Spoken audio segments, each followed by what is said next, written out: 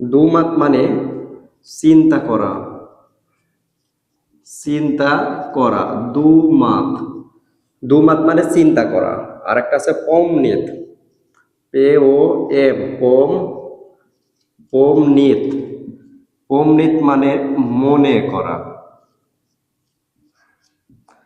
এখন বিষয় হচ্ছে এই দুমাত আর পমনিত, কিছু সময় এই দুমাত মানেও মনে করা বোঝায়, আবার পমনিত মানেও মনে করা বোঝায়। এখন সেন্টেন্সের মধ্যে যখন ব্যবহার করব, ধরেন আমি মনে করি, তখন আপনি লিখতে হবে এভাবে, ইয়া দুমায়ু,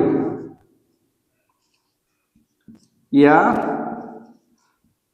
দুমায়ু মানে আমি মনে করি, আমি মনে করি।